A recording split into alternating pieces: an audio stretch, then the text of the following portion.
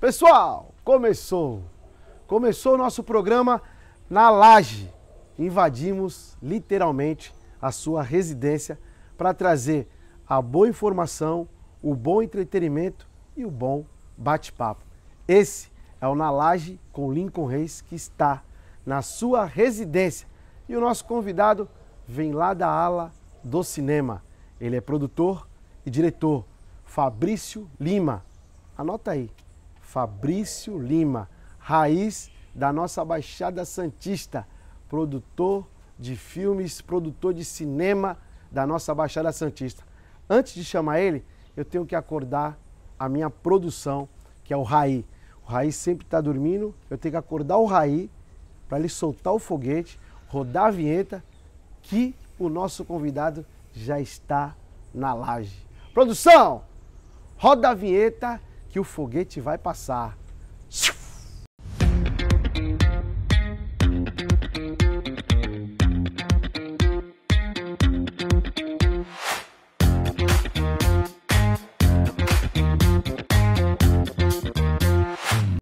Fabrício, obrigado, Lincoln. Obrigado pelo convite. Eu que agradeço. Graças a Deus a Renata autorizou a sua vinda. Peguei a autorização de imagem, tá tudo liberado. A esposa autorizou, mandou tudo no script, né? No documentado para você estar aqui no Na Laje. Ela que é produtora executiva, então ela que faz toda essa parte burocrática. Produtora, ela já veio aqui no Na Laje. Sim. Produtora executiva, produtora financeira. É a mulher que trabalha aqui. É a rainha dos editais. Essa é. Rainha dos editais se chama Renata. Renata, amada por muitos, odiada também por alguns, porque ela vai lá e faz a captação do recurso e entrega um bom material. Mas não vamos falar da Renata hoje. Sim. Vamos falar de Fabrício, nosso diretor. Obrigado pelo convite, Lincoln. O programa é muito famoso, eu sei que muita gente briga para vir aqui. Tá bombando, tá bombando. E eu ter recebido o convite, eu fico super lisonjeado, sabe? Porque a nossa área é muito difícil, muito complicada. Uma pessoa como você é um poder que você tem na nossa cidade, um representante parlamentar, sempre atuante, né? Fazendo o possível e o impossível pela população. E eu estar aqui podendo falar um pouco da nossa área é um motivo de extrema felicidade. Então, muito obrigado. Vamos falar sobre cultura, cinema e futebol, se quiser. Eita, olha, futebol. Olha que o Santos anda meio mal das pernas. Vai melhorar, O teu Corinthians eu acho que tá... Opa! Eu sou palestra, Palmeirense então tá de bem com o mundo. Tá de bem com o mundo. Vamos lá. Fabrício, o que você acha desta pergunta? Investir na cultura dá lucro ou não dá? Bom, até para desmistificar um pouco o que ocorre na grande mídia e também na nossa sociedade, para quando a gente fala de investimento em cultura. Trabalhei um pouco como jornalista também, e eu gosto também de trabalhar com dados e números. Vou citar aqui, por exemplo, um levantamento da Fundação Getúlio Vargas de 2024 sobre o impacto da Lei Paulo Gustavo no governo do Rio de Janeiro. Eles fizeram um levantamento juntamente com o governo do Rio, levantando o impacto do aporte financeiro que o governo federal fez na Lei Paulo Gustavo há 3 anos atrás, 2013, né? E nesse levantamento da Fundação, saiu o seguinte número: a cada R$1 investido na cultura, volta R$ 6,59 para a economia local. Ou seja, você gera economia para a sociedade ao meio, porque assim, num produto audiovisual ou um produto cultural, você precisa contratar uma série de integrantes para você executar esse projeto. Então você gera renda, você gera recursos, você tem que gastar com o dinheiro aplicado na própria sociedade. Gasolina, alimentação, hospedagem. Então você, de alguma forma, você volta esse valor investido para a própria sociedade em si gastar e gerar e fomentar todos os comércios, digamos assim. Fora o valor cultural que um produto em si, quando ele fica pronto, tem. Por exemplo, um filme. Um filme, quando a gente faz um filme, a gente faz um filme para o quê? Para tocar o coração do telespectador de alguma forma. Seja um terror, um drama, um suspense, enfim. A gente quer tocar essa pessoa de alguma forma. Então você gerou uma economia local com um valor investido, mas gerou um produto também para a sociedade, um produto cultural que a gente fala assim, é que a cultura não é palpável, né? A gente não, diferentemente de outras áreas que a gente consegue tocar e tal, a cultura não é uma coisa palpável, mas ela beneficia muito a sociedade. No quê? No aspecto psicológico, no aspecto emocional. Você toca as pessoas de alguma forma. Então, é um investimento muito plausível, né? Muito importante para a nossa sociedade, né? Então, volta esse dinheiro. Além de fomentar a economia local, você tem o produto gerado. Agora, só para finalizar, e não ficar tão chato o papo sobre números, mas acho que é importante a gente salientar. Por exemplo, em 2022, a Ancine, né, que é o órgão que gerencia o cinema no Brasil, fez o levantamento de que as leis de incentivo, incluindo Lei Rouanet, PROAC ICMS, juntamente com verbas e editais do Fundo Setorial do Audiovisual, que é o órgão que faz esse fomento para cinema, para longas, curtas e longas metragens, no caso, a cada, por exemplo, R$1 investido, volta 18 para a economia local. Então você, no audiovisual, você investe R$1, volta 18 para a tua economia. Por exemplo, nós temos o edital de Santos aqui que você, nobre vereador, Sim. também contribuiu na Câmara para que ele se tornasse lei e fosse implementado na nossa sociedade o fomento de curtas-metragem. Nós recebemos, por exemplo, R$100 mil lá para poder fazer um filme. 70% dessa grana, nós temos a obrigatoriedade de gastar na cidade. Então eu recebo o dinheiro, os 100 mil não vai ficar com o Fabrício. Acho que né? Os 100 mil eu vou ter que pagar o ator, vou ter que pagar o roteirista, vou ter que pagar o produtor de elenco, câmera, o diretor de fotografia, direção de arte. Então você gera uma rede de empregos assim provisórios que as pessoas vão receber essa grana e vão gastar também de novo na sociedade. Lógico. Então você percebe que, por exemplo, se você investe R$100, o poder público investe R$100, R$100 mil, né? Nosso filme, 70 mil, obrigatoriamente eu gasto na nossa região. E os 30 que eu for gastar em outro lugar, eu também gero essa economia para outro lugar. Então e fora o bem gerado. Né? Fora o produto, o filme que a gente faz para o telespectador para tocar essa pessoa, né? Então acho que eu gosto de tocar nos números porque acho que a gente desmistifica um pouco o que é criado. Lei Rouanet, pro artista, pro não sei o que lá, mas todo o dinheiro investido ele volta para a sociedade de alguma forma, fora o impacto cultural. Né, de uma obra cinematográfica, de uma peça de teatro, de um álbum criado, de um músico que toca para a sociedade, né? Isso é muito importante. E a cultura nada mais é como uma economia criativa. Também. Né? Você potencializa os comércios locais, você vê a indústria do cinema no Rio de Janeiro. Então, assim, vários pontos turísticos são utilizados para novelas, são utilizados para filmes. Então, assim, você potencializa aquela comunidade. Michael Jackson veio na Rocinha, não foi na Rocinha? Sim. Michael Jackson veio na Rocinha onde fez um barulho tremendo. E ali gerou emprego, gerou oportunidade. Quem na sua, melhor da sua consciência, imaginaria que o rei do pop subiria um morro para poder gravar um vídeo, gravar um clipe. Imagina, né? Esse impacto para aquela sociedade que presenciou aquilo naquele momento. Quantas pessoas veio de fora? Quantas pessoas veio de fora, mas imagina naquele momento, que foi em 95, na década de 90, que ele subiu, as crianças cresceram, viram aquilo, tocou de alguma forma. Tocou. Se toca a gente que não estava naquele período, mas hoje eu assisto o vídeo, eu lembro, eu vi ele subindo do Olodum, tocando aquela coisa, aí você fala, caraca, se me tocou há 20 anos atrás, imagina no momento, então até me arrepia. Naquele momento. A cultura eu pego esses ganchos e fora Santos também, né? Esse setor Rio de Janeiro, que eu trouxe um dado que foi levantado já para o Estado, né? Espero que também, provavelmente, o governo do Estado vai fazer um levantamento também do nosso Estado e também, de repente, do município. Santos também é uma cidade selo criativa da Unesco na categoria cinema. Nós temos um polo muito grande aqui de receber gravações de fora, para usar o nossa cidade, que é um lugar histórico, as ruas de Santos, enfim, aqui também tem uma notoriedade para receber essas produções. Né? Isso aí. Então, bora lá, potencializar cada vez mais a cultura e o cinema na nossa região. Fabrício, houve o sucesso do Ainda Estou Aqui. Agora temos o filme que foi lançado pelo Wagner Moura. Estamos numa boa maré? Como é que nós estamos com esse novo filme brasileiro? Eu acho que os dois filmes são muito importantes, essas premiações também foram muito importantes, porque o Ainda Estou Aqui venceu o Oscar de melhor filme estrangeiro, internacional, né?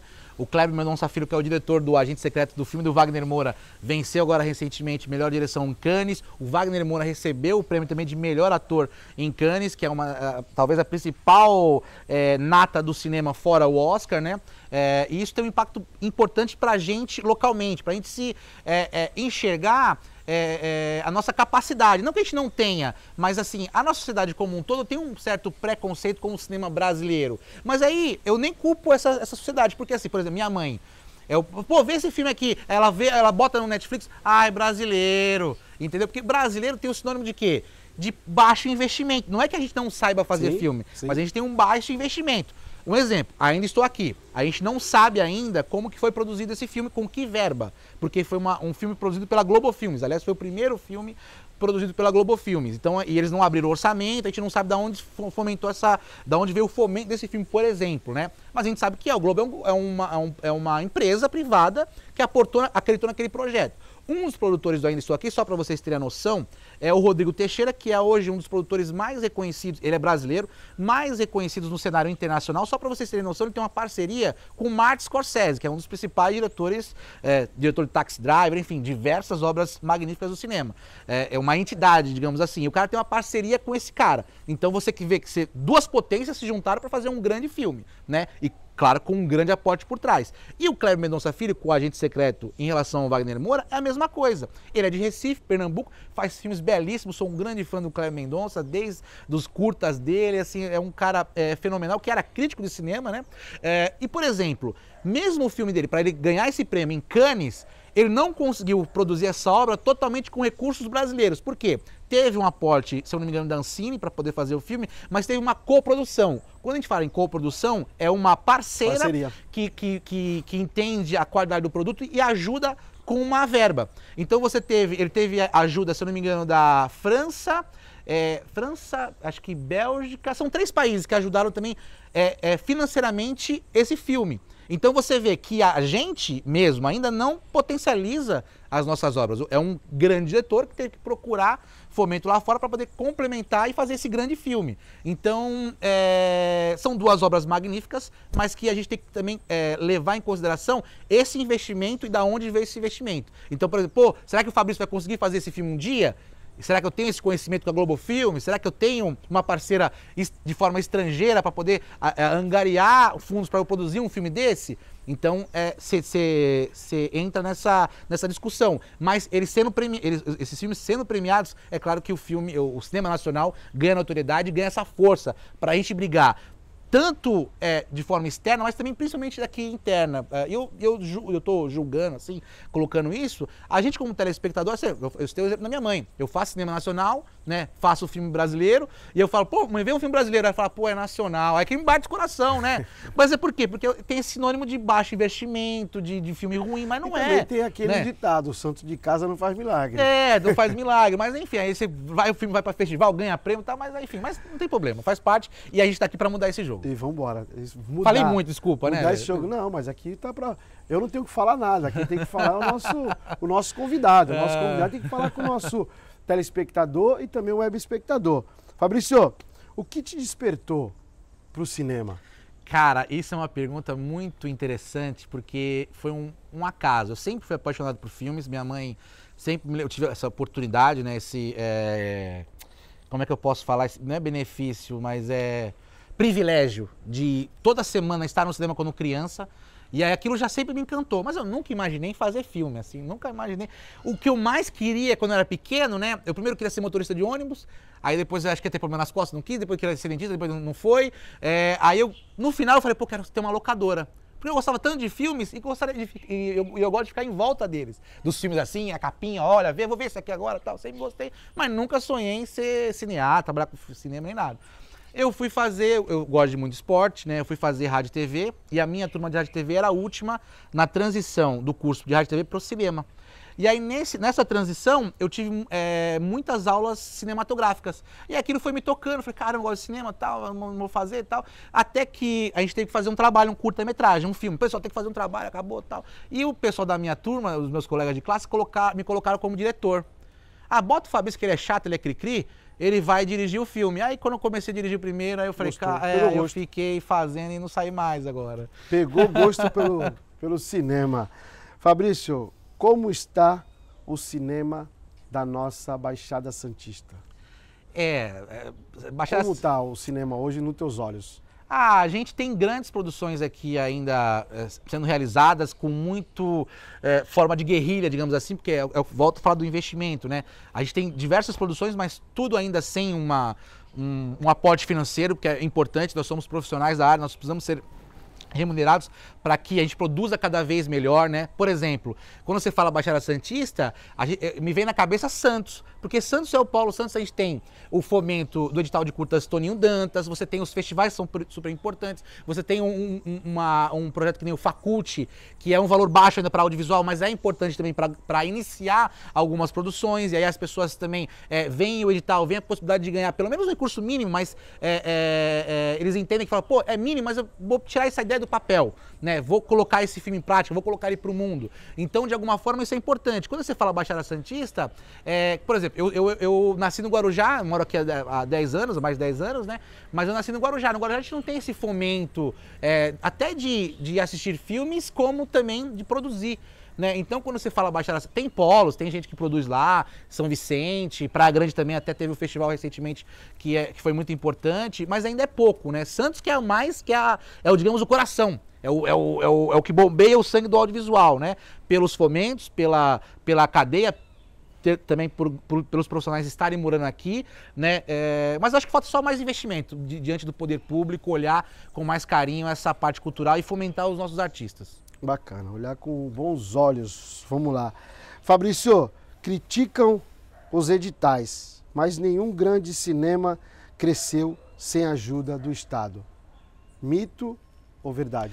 É verdade, assim, a gente fala, por exemplo, né, os Estados Unidos, que hoje é uma indústria, né? Hoje você tem, é uma potência, mas lá atrás, por exemplo, você tem, não, lá atrás não, até hoje você tem estados que eles dão isenção para você filmar lá. Por exemplo, sei lá, o estado do Texas, você vem trazer o teu filme para cá, você não vai pagar, sei lá, imposto de renda, imposto de trabalhador, aí você fomenta de alguma forma a produção local. Então são editais, são benefícios públicos para você fomentar a produção. Então, é claro que tudo vem do poder público, né? O poder público, ele começa a impulsionar. É claro que o poder público não pode ser só o mantenedor, né?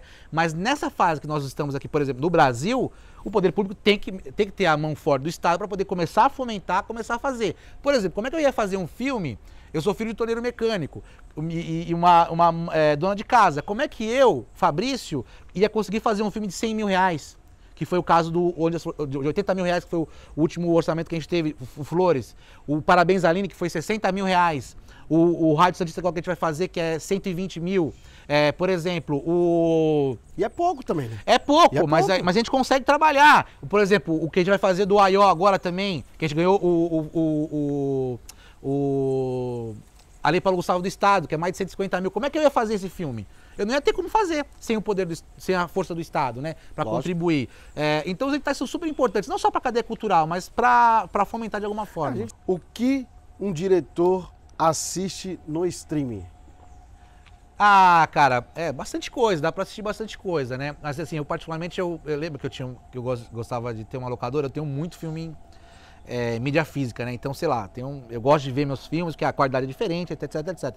Mas você tem mecanismos aí que nem a Netflix, né? É claro que assim, se você quiser ver um filme mais conceitual, a Netflix talvez não tenha. Sim. Né? Mas, por exemplo, existem plataformas que nem o Mubi, que é um streaming que é voltado mais para filme estrangeiro, assim, iraniano, uma outra pegada, fora um pouco do comercial, digamos assim, né? Mas acho que tem produções, acho que é importante. Eu gosto do streaming, né? Porque assim, nem sempre a gente pode ir ao cinema, mas se você me falar, Fabrício, como é que uma obra te toca mais? No stream, já chorei com o filme em casa, enfim.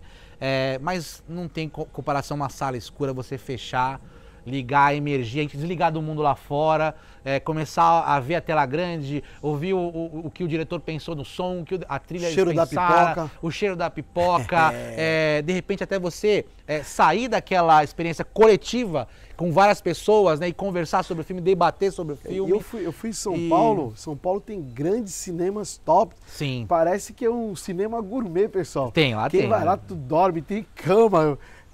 A poltrona é gigantesca. Tem um que você aperta lá, massagem. O cara vai trazer. Massagem, tem massagem. O cara vai trazer a tu pipoca. pede a comida.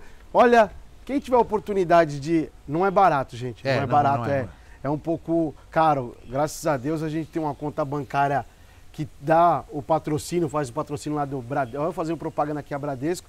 Então quem tem um cartão Bradesco tinha um desconto lá de 70%. É bem em conta. Eu fui lá para poder assistir um filme lá. Poxa, eu fiquei assim, deslumbrado, né? Porque a gente vive na cidade de Santos, a gente está acostumado com as salas de cinemas que nós temos aqui. Lógico que não é totalmente ultrapassadas, são boas. Não, são assim... Eu tô falando assim, mas lá o nível é... porque tem toda essa gourmetização, digamos assim, gourmetização, né? Vem a bandeja. Aí é outro nível. Eu não sei se eu gosto muito, assim, sabe, dessa parte toda assim. Eu gosto da projeção legal e tal, mas como você falou do cinema, até é legal falar, por exemplo, Cine Rocks, nosso cinema de rua aqui mais antigo do país, histórico, é um ponto cultural também da cidade de Santos. Ele tem novos projetores de projeção 4K. Cine Iporanga também.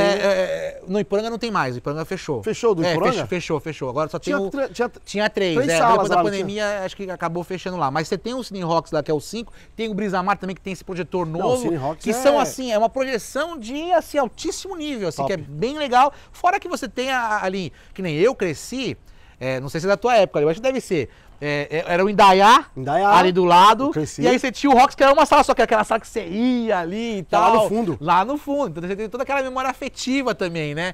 E aí você fala, Titanic, tinha uma fila pra comprar ingresso, você lembra? Eu vi Titanic no Cine Rocks. Era uma fila. Eu vi na época Paixão de Cristo. Olha, Mel Gibson. Mel Gibson.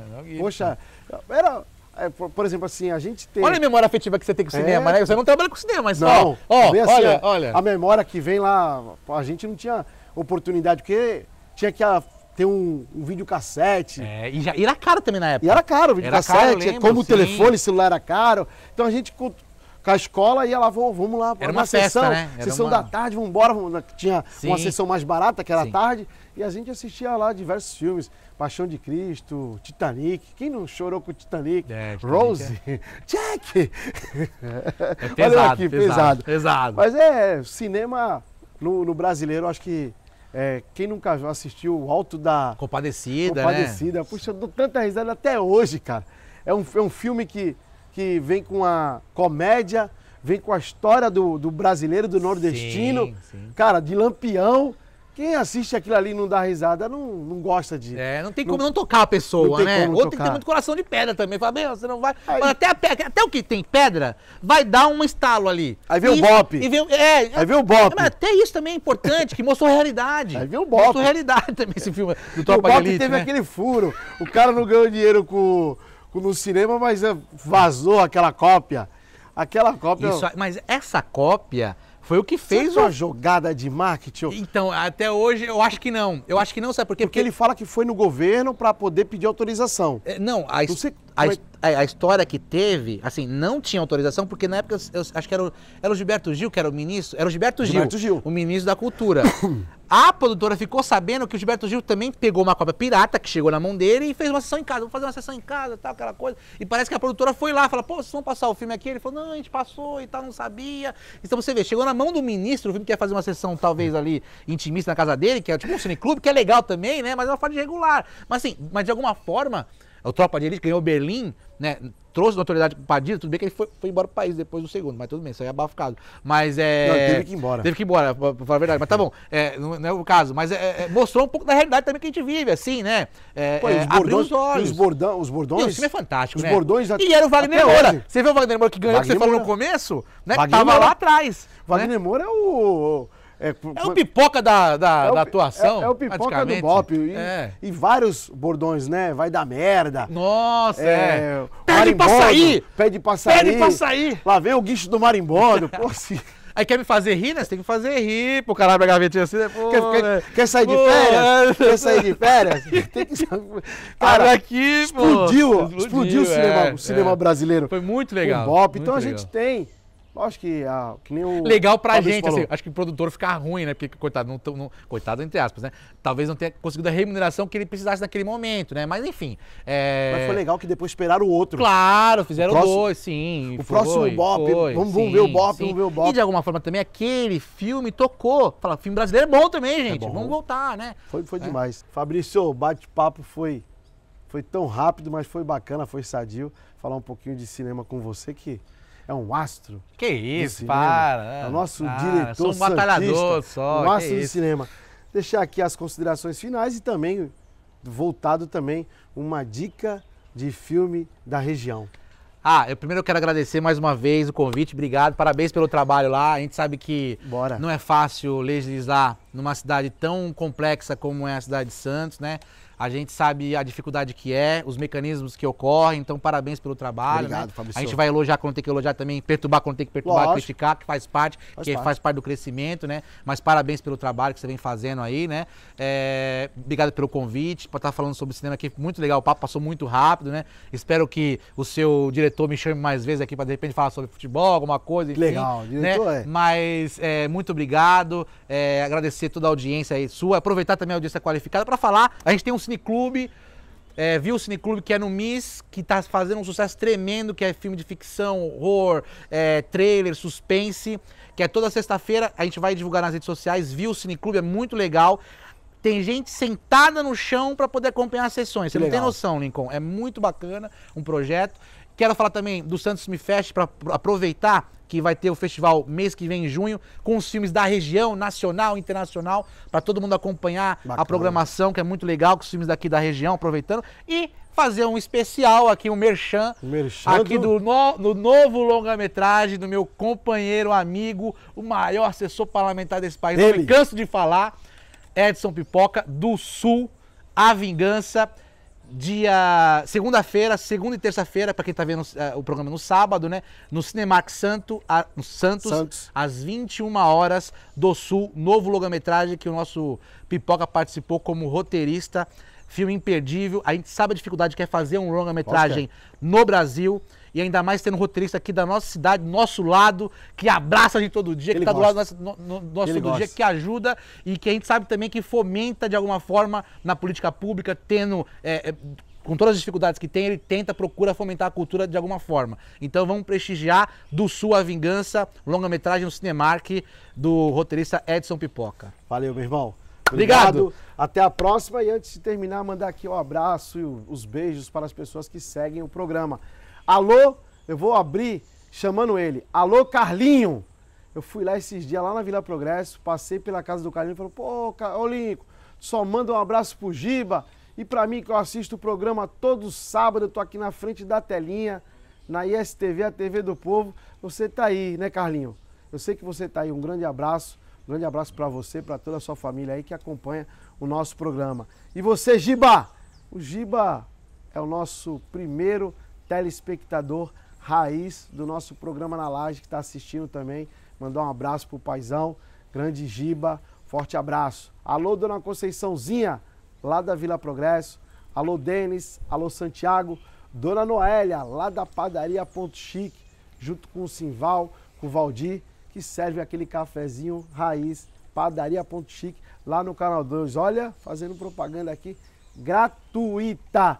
Também tem um casal lá no Morro do Pacheco, que não perde um programa, esse casal.